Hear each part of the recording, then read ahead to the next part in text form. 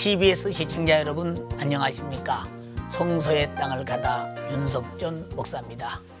오늘 또 성서를 자세하고 깊게 설명해 주실 오태균 교수님, 정경훈 교수님 나와 계십니다. 두 교수님들 항상 바쁘신데 나와 주셔서 감사합니다.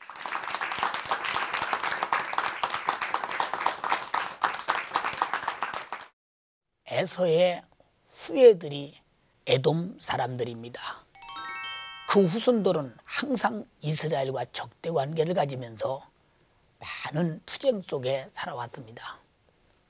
바로 그 에서의 후손, 그 에돔을 만나보시겠습니다. 에돔 지역의 고대 도시 페트라로 향했다. 붉다는 의미의 에돔. 그들의 땅답게 온통 붉은 사함의 산 정상에는 아론의 무덤이 모스크로 세워져 있다. 페트라는 국제무역의 중심 도로들이 교차하는 국제무역 중개지였다. 그 덕분에 에돔은 경제적으로 부유했고 번영했다. 페트라에 들어가기 전 아랍의 전통 의상 판매점에 잠시 방문했다. 이 지역 사람들의 자부심인 두건을 써보았는데 가격을 놓고 손님과 가게 주인 간에 만만찮은 신경전이 벌어졌다. 드디어 흥정은 끝났고 가격은 만족스러운 편이었다. 에돔의 고대 도시 페트라로 가려면 도보나 말을 타고서 시크라고 불리는 협곡을 지나야 한다. 그러면 거대한 암석의 바위 도시가 다가서는데 이 에돔 도시의 신전으로 향했다. 이 거대한 암석 신전은 높이 42m로 그리스 고전주의 양식이 가미된 건축물이다. 이곳에서 숭배되던 신은 태양신 두샤라와 여신 알라트다. 그 때문에 에돔은 여호와의 백성인 이스라엘을 미워했다. 사울, 다윗, 그리고 솔로몬 때에 이르기까지 에돔은 이스라엘과 전쟁을 했다. 그러나 주후 106년 로마의 속국이 되며 이 땅에도 복음의 씨가 뿌려진다.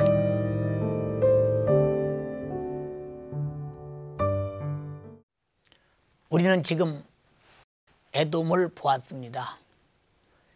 우리가 화면에서 보는 에돔은 우리가 그림으로 보일 뿐 그 에돔 속에서 어떤 성서적 역사가 있었는지 많이 궁금합니다. 오 교수님, 에돔은 그 성경 역사 속에서 어디서 나온 민족인지 궁금하거든요.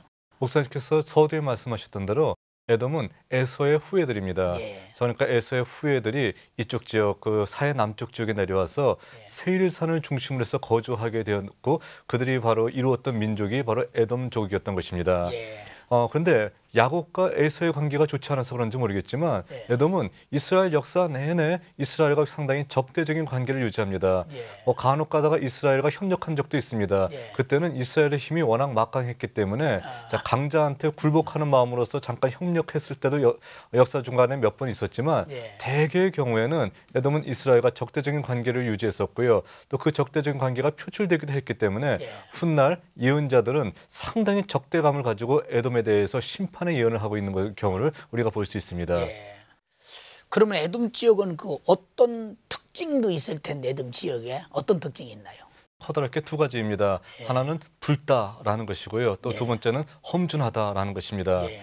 자, 에돔 지역을 둘러본 사람들은 모두가 느끼는 것이 예. 사방이 빨간색으로 둘러싸여 있다는 것을 느낄 수 있습니다. 예. 그러니까 에돔이란 말 자체가 붉다라는 의미이기 때문에 자, 사방이 아주 빨간색 어떤 바위로 다 둘러싸여 있는데요. 자, 에돔이 말 그대로 붉은 어떤 이런 이유가 됐던 데는 다 두 가지 어떤 이유가 있다고 합니다. 예. 첫 번째는 에서가 팥죽 한 그릇에 붉은 죽 한 그릇에 예. 장자의 명분을 판 사건이 있었잖아요. 예, 예. 그 이후에 에서의 별명이 에돔이 됐던 것이죠. 예. 그리고 그 에서가 머물렀던 지역 이름이 에돔이 되었다라는 어떤 말이 있고요. 예. 두 번째는 에돔 지역 자체가 붉은색 사암으로 이루어져 있기 때문에 그 지역을 둘러본 사람 모두가 다 에돔, 다시 해서 붉은 지역이다 얘기해서 그 지역이 에돔이 됐다라고 얘기합니다. 그러니까 붉다라고 하는 것이 에돔의 가장 커다란 특징이고요. 두 번째는 상당히 산세가 험하고 또 요새로서 이루어져 있기 때문에 이 지역을 점령하는 것이 쉽지 않은 어떤 지형적인 특징이 있었다는 것이죠.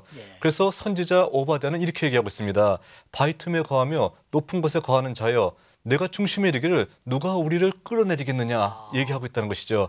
그러니까 너희가 그렇게 높은 곳에 있다고 해서 교만하는지 모르겠지만 독수리같이 하나님께서 올라가시면 너희를 다 끌어내릴 것이다. 뭐 이렇게 에돔의 어떤 그 멸망을 예언하고 있기도 합니다. 바로 여기서 에돔의 지형적인 특징을 잘 나타내고 있습니다. 그렇군요. 정 교수님, 그 에돔에는 광산도 이렇게 있다고 들었는데 그때 에돔의 그 경제적 형편은 어땠었는지 그것도 좀 알고 싶거든요. 예, 에돔에는 그 당시 아주 중요한 그 금속인 구리가 나오는 구리 광산이 있었습니다. 에돔 사람들은 일찍부터 이 구리를 채광하고 재련하는 그 기술을 일찍부터 익혀왔습니다. 그리고 또한 이 구리 광산의 그 규모가 어느 정도였는가 하는 것은 이 국제적으로 그 주목할 만한 그러한 그 광산이었다는 것을 알 수 있습니다.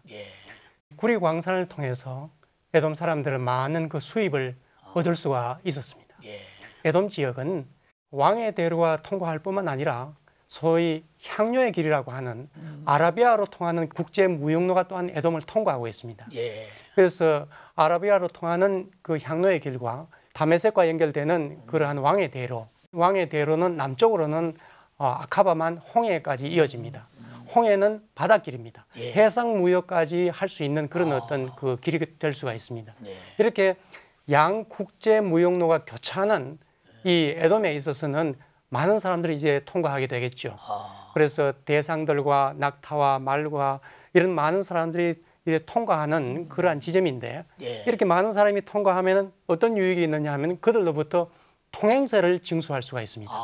그래서 에돔에서는 국제 무역을 통해서도 부를 얻을 수 있고 또 통행세를 징수해서도 부를 얻을 수 있는 그런 아주 중요한 요지에 그렇게 자리 잡고 있었습니다. 교통요지로서 이제 통행세로 부를 얻고 또 광산을 통해서 구리를 재련해서 또 돈을 얻고 그래서 그런 부한 경제가 상당히 부했던 그런 곳이었군요. 그러니까 오 교수님, 그 에돔이 이스라엘의 광야에서 불뱀을 만났던 사실, 그걸 보면 그 광산 그 구리와 연관도 있지 않나 이런 생각도 들거든요. 왜냐하면 그 요한복음 3장에 보면 그 모세가 광야에서 배암을 든 것 같이 인자도 돌려야 하리니 그런 말씀이 있지 않습니까? 거기 관련돼서 좀 말씀해 주시겠어요? 네, 에돔은 한마디로 얘기해서 불뱀 사건의 원인 제공자라고 얘기할 수 있습니다. 자, 왜 그러냐면은 이스라엘 백성들이 출애굽할 때 자, 요단강 동편 쪽으로 지나가게 됩니다. 그랬을 때 방금 정 교수께서 말씀하셨듯이 요단강 동편 쪽에서 북쪽으로 올라가기 위해서는 자, 왕의 대로를 반드시 타고 올라가야 된다는 겁니다. 그래서 왕의 대로가 지나가고 있는 에돔 지역의 왕한테 모세가 사람을 보내서요 하나 가지 협상을 합니다. 자, 우리가 너희들 우물물도 마시지 않을 것이고 포도나무도 건들지 않을 것이다. 그냥 왕의 대로로만 지나갈 테니까 우리를 지나가게 해달라라고 요청을 하게 됩니다. 그랬을 때 에돔 왕은 이 모세의 제안을 한마디로 거절하고요. 너희들이 만약 지나간다고 하게 되면 우리가 군대로 막을 것이다. 전쟁이 일어날 수밖에 없을 것이다. 라고 선언을 해버립니다. 그랬을 때 하나님께서는 에돔 지역을 지나가게 하지 않고요. 길을 우회해서 좀 고생을 하면서 자, 우회해서 북쪽으로 올라가게 하십니다. 이럴 때 이스라엘 백성은 당연히 있을 왕의 대로로 지나가는 것과 우회해서 뭐 그 거친 광야길을 걸어가는 것과 상당히 차이가 있잖아요. 그래서 민수기 21장 4절에 보게 되면 길로 인해 백성들의 마음이 상했다 얘기합니다. 뭐 우리 같아도 상할 수밖에 없을 것 같아요. 자, 그런 상황 속에서 하나님을 향해서 원망을 바랬을 때 바로 하나님께서는 불뱀을 통해서 이스라엘 백성들을 응징하셨던 사건을 우리에게 보여주고 있습니다. 그러니까 에돔이 바로 불뱀 사건의 원인 제공자라고 얘기할 수 있을 것입니다. 모든 사람들이 다 하나님을 원망하다가 불뱀에 물리는 사건이 나타나지 않습니까? 그런데 지금 길로 인해서 나타나는 그 말씀 한마디가 아마 상당히 그 에돔과의 그런 관계가 있구나 하는 것을 많이 이해하고 공부했으리라고 생각합니다. 지금 에돔을 말하고 있습니다. 에돔을 다시 한번 가보시겠습니다. 에돔 지역의 최고 관광 명소 와디럼. 이스라엘 백성들이 60만 대군이 움직였다는 엄청난 사실에 대해서 그보다도 엄청난 것은 하나님이 그들을 인도했다는 데 더 엄청납니다. 대단합니다.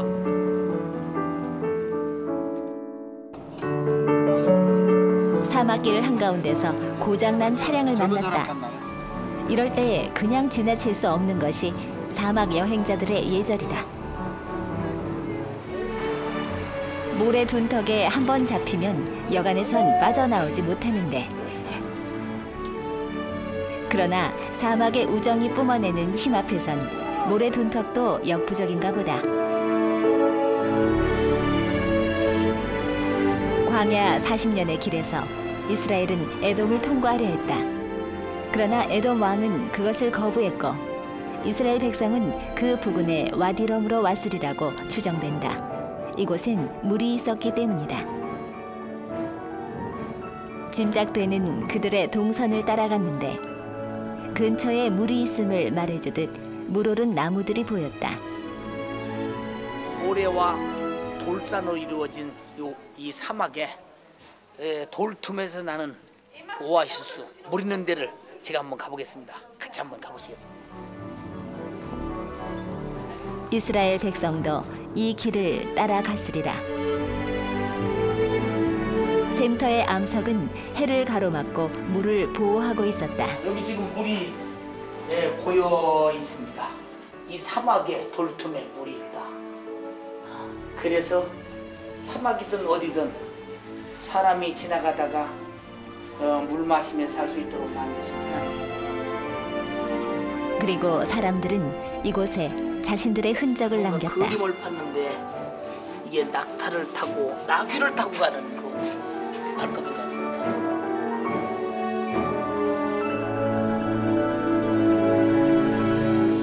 사막이 아름다운 것은 오아시스가 있으며 그곳에서 새 생명의 역사가 창출되기 때문이다.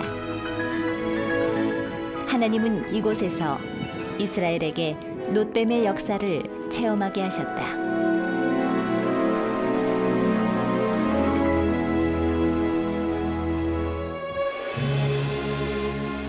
여호와께서 모세에게 이르시되 불뱀을 만들어 장대 위에 달라 물린 자마다 그것을 보면 살리라. 모세가 놋뱀을 만들어 장대 위에 다니 뱀에게 물린 자마다 놋뱀을 쳐다본즉 살더라. 우리는 지금 에돔을 보았습니다. 이렇게 에돔을 볼 때는 조용하고 평범했습니다. 그런데 거기에는 이스라엘과 에돔과의 많은 여러 가지 사건들이 있음을 성경은 말해주고 있습니다. 정 교수님, 그 에돔 땅에서 이스라엘이 놋뱀을 만들어서 해결하자는 안 될 그런 절대절명의 위기에 놓여 있던 민수기의 사건이 있지 않습니까? 그것에 대해서 좀 자세히 설명해 주시겠어요? 예, 오 교수님께서 말씀하신 대로 길로 인해서 이스라엘 백성들이 에돔 광야를 지날 때 하나님과 모세에 대해서 원망을 퍼부었습니다. 그때 하나님께서는 불뱀을 보내셔서, 즉 독사입니다. 불뱀을 보내셔서 이스라엘 백성을 물리하셨고 이스라엘 백성들은 죽게 되었습니다. 당연히 살려달라고 그렇게 요청을 할 수밖에 없었죠. 모세는 하나님 앞에 엎드려서 그 백성을 위해서 간청을 하나님께 드릴 때에 하나님께서 한 가지 방법을 제시해 주셨습니다. 그것은 뱀의 뱀의 모양을 만들어서 그것을 장대 위에 높이 달아라고, 그리고 그것을 쳐다보는 사람마다 그 치료가 될 것이라. 그렇게 하나님께서 대답을 해 주셨습니다. 하나님의 말씀을 듣고 모세가 놋뱀을 만들어서 그것을 높은 장대 위에 매달았습니다. 그리고 백성들이 그 놋뱀을 쳐다보는 사람마다 그것이 치료되고 낫는 그런 역사가 일어났던 것입니다. 우리는 이 모습을 보면서 한 가지 생각해야 될 것이 있습니다. 놋뱀이라는 것은 뱀인데 뱀이 어떻게 치료와 연관이 되어 있을 수 있을까? 옛날부터 뱀은 여러 가지 의미를 이제 가지고 있는데 그 중에 하나가 바로 치료라는 그 의미를 그 뱀과 연결시키고 있습니다. 오늘날에도 보면은 의과대학의 상징은 이 뱀입니다. 이런 어떤 의미를 가지고 있는데 보다 더 중요한 것은 뭐냐면은 그 뱀이 치료하는 것이 아니라 그 뱀의 모습을 넘어서는 하나님의 모습을 보아야 된다는 것입니다. 예. 하나님께서 치료하셨다는 것을 이게 하는 것이 가장 중요합니다. 예. 오 교수님, 그 왕정 시대는 에돔은 이스라엘과 어떤 관계를 갖고 있었던지 그것도 또 왕정 시대니까 또 궁금하거든요. 네, 왕정 시대 초반부터 시작해서 에돔은 이스라엘에게 적대적인 관계에 있었고요. 그리고 그 적대적인 관계로 인해서 이스라엘에게 정복을 당한 어떤 그 역사를 갖고 있습니다. 사무엘하 8장에 의하면은 다윗이 에돔을 점령합니다. 에돔을 점령하는 사건을 영국을 점령했다 이렇게 얘기합니다. 그래서 그 지역을 점령하고 그리고 1만 8천 명이나 되는 에돔 사람들을 죽이는 아주 대대적인 승리를 거뒀던 것이죠. 그러니까 다윗 이후에 왕정 시대에는 이스라엘 백성들에게 에돔 사람은 철저하게 예속이 돼가지고선 자 이스라엘 백성들을 섬겼던 것으로서 기록이 되어 있는 것이죠. 자 바로 이것의 연장선에서 다윗의 아들인 솔로몬은 모든 해상 무역을 바라봤을 때 지중해 중심, 그러니까 욥바를 중심으로 한 지중해 무역만이 지금 이스라엘 백성들에게 나타나고 있다는 것입니다. 그러니까 새로운 부를 창출하기 위해서는 다른 곳을 개발해야 됐는데 솔로몬이 바라봤던 장소는 바로 홍해 지역입니다. 자, 이 에돔의 최남단에 있는 에시온 게벌이라는 곳을 솔로몬이 그 지역을 다시 한번 접수한 다음에 그 지역을 개발해서 홍해 무역을 담당하는 어떤 그런 항구 도시로 만들어서 또 제2의 부를 창출하게 됐던 역사가 나타나는데 그 에시온 게벌 지역도 바로 에돔 지역입니다. 아, 그렇군요. 정 교수님, 그 다윗이 에돔에게 그 적대 감정을 그 품을 만한 사건이 있었다고 하는데 그것에 대해서 좀 말씀해 주시겠어요? 다윗이 사울을 피해서 도망 다닌 적이 있었습니다. 그때 다윗이 놉 제사장에게 한번 간 적이 있었어요. 놉에는 아히멜렉이라는 그런 제사장과 그리고 그 성소가 있었는데 다윗이 너무나 배가 고팠어. 그리고 같이 갔던 사람들이 너무나 배가 고픈 그런 상황이었습니다. 그때 놉 제사장 아히멜렉이 다윗에게 하나님 앞에 차려놓은 그 진설병을 내다가 다윗에게 주었고 다윗은 그것으로서 허기를 모면할 수 있었습니다. 그리고 또 하나 중요한 것은 그 성소에 보관해 있던 골리앗의 칼을 그 다윗에게 내주었습니다. 무기를 주었죠. 그런데 이 광경을 누가 보았느냐 하면은 도액이라는 사람이 그 광경을 보았던 것입니다. 그리고 그 사실을 이 도액이 사울에게 알렸던 것입니다. 그래서 사울이 그 이야기를 듣고 굉장히 화가 났죠. 그래서 휘하 장수에게 그 놉에 있는 제사장들 죽이라고 그렇게 명령을 했습니다. 그러나 아무도 움직이지를 않았습니다. 왜냐하면은 하나님의 사람 제사장을 죽이는 일에 선뜻 나설 사람이 별로 없었던 것입니다. 그러나 이 에돔 사람 도액은 자기가 먼저 나서서 그 아히멜렉과 더불어서 그 제사장들을 85명이나 되는 제사장들을 죽이고 그뿐만 아니라 그 가족들도 다 죽이는 그러한 이제 일을 했던 것입니다. 그 이 일을 나중에 그 다윗이 들었을 때 얼마나 그 분노의 마음이 들었겠습니까? 아마도 에돔 사람에 대한 그 분노가 이것으로 인해서 더욱 증폭되었으리라 그렇게 생각이 됩니다. 그런 또 엄청난 일이 있었군요. 오 교수님, 시편 137편을 보면 그 유다가 해봤던 날을 기억하고 에돔 자손을 치소서라고 이렇게 기록되어 있는데 그 유다 왕국이 멸망한 후에 에돔은 이스라엘 선지자에게 왜 이렇게 비난을 했었는지 좀 설명해 주시겠어요? 유다가 바벨론에 의해서 멸망을 당할 때 바벨론은 북쪽을 통해서 유다를 쳐들어 내려왔습니다. 자, 그러니까 유다는 바벨론을 막기 위해서 모든 국력을 북쪽으로 다 향했던 것이죠. 그랬을 때 사해 남쪽에 있었던 에돔이 바벨론과 협력 관계를 유지하고요. 그리고 바벨론의 사주를 받아서 남쪽에서 유다를 쳐 올라왔던 것입니다. 그러니까 남쪽은 거의 무풍지대, 유다가 거의 지킬 수 없는 어떤 지역이었었는데 그쪽으로 쳐 올라오게 되고 그리고 마침내 예루살렘이 함락되었을 때 그들이 얘기했던 것이 예루살렘 성전이 무너지는 것을 바라보면서 회파라 회파라 그 기초같이 회파라 하면서 성전을 향해서 조롱을 했던 것이죠. 그러니까 그런 장면이 이스라엘 사람들한테 당시 유다 백성들한테 상당히 한스럽게 여겨졌던 것이고요. 바벨론이라고 하는 나라는 어차피 강력한 나라이기 때문에 우리가 대적하지 못한다 할지라도 에돔은 그 이전부터 자기들이 다스렸던 나라들인데 자 그들이 바로 유다를 이렇게 능욕하는 현실을 바라보면서 도저히 그것을 바라볼 수가 없었다는 것입니다. 자 그러니까 목사님께서 방금 인용하셨던 시편 137편 7절에 의하면은 유다가 해봤던 날을 기억하시고 에돔 자손을 치소서라는 바로 이런 시인의 간절했던 외침이 있는 것이고요. 또 예레미야 애가 4장 21절에 보더라도요. 우스 땅에 거하는 그러면 처녀 에돔아 기뻐하려무나 내가 곧 망할 일이 다가올 텐데 네가 왜 이렇게 기뻐하고 있느냐 얘기하면서 자 에돔 자손에 대해서 굉장히 저기를 나타내고 있고요. 또 오바댜 선지자는 그의 메시지 전부가 다 에돔에 대한 어떤 심판의 메시지로 이루어져 있다는 것입니다. 자, 그 정도로 에돔에 대한 어떤 한과 에돔에 대한 적개심이 강했던 것입니다. 유다가 멸망당한 후 에돔은 어떻게 되었나요? 그 후는? 네, 유다가 멸망당한 다음에 유다인들의 어떤 가슴 속에 또 커다랗게 에돔이 못을 박았습니다. 어떤 것이냐면은 자 바벨론을 도와줬으니까 바벨론으로부터 상을 받아야 될 것 아닙니까? 어떤 상을 받았냐면 헤브론 이남에 있는 지역을 에돔이 할당을 받아서 그 지역을 다스리게 됐다는 것이죠. 그러니까 헤브론이라는 것은 바로 조상들의 무덤이 있고요. 역사적으로 정말 유다와 가장 유다적인 어떤 장소라고 얘기할 수 있는데 그렇겠죠. 이 지역 이남을 에돔이 다스리게 되니까 있어야 될지 않을 사람들이 가장 중요한 장소에 있으니까 유다 사람들이 에돔에 대해서 더더욱 커다랗게 한을 가지고 있을 수밖에 없었다는 것입니다. 이런 역사가 상당히 좀 오래 진행됩니다. 오래 진행되고 그래서 헬라 사람들은요, 자 에돔 사람들을 가리켜서 뭐라고 얘기하냐면 이두메 사람이라고 불렀거든요. 그래서 헬라 시대 때는 이곳을 이두메라고 얘기하면서 이두메 사람들이 있었던 곳이라고 부르게 됩니다.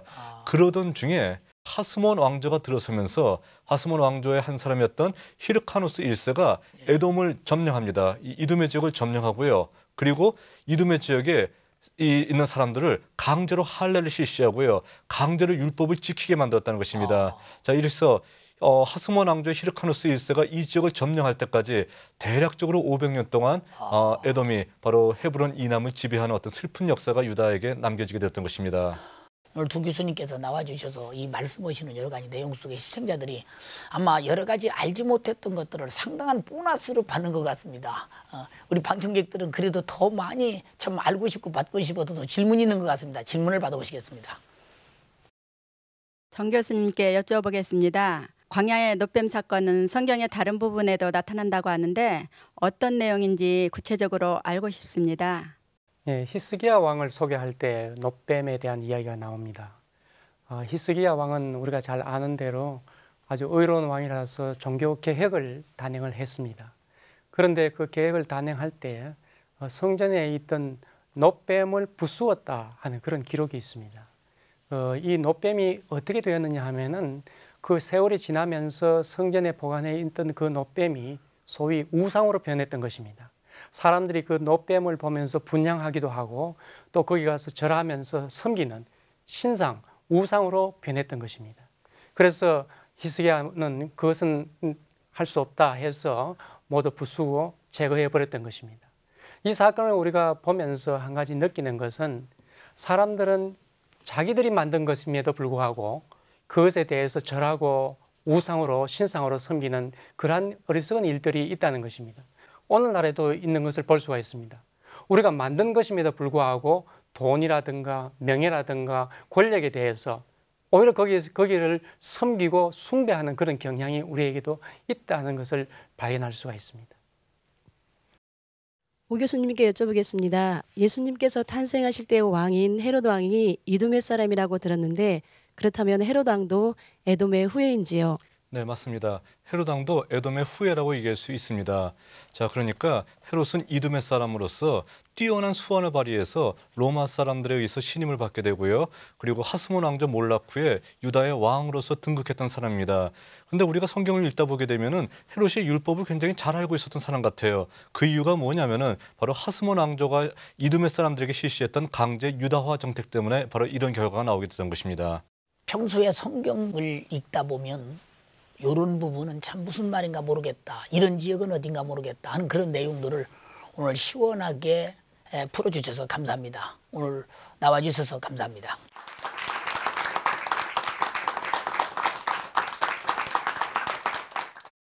우리 수많은 성도들 핍박과 고통과 어려움 속에서 순교를 해가면서 복음을 전해서 오늘 전 세계에 복음이 증거됩니다.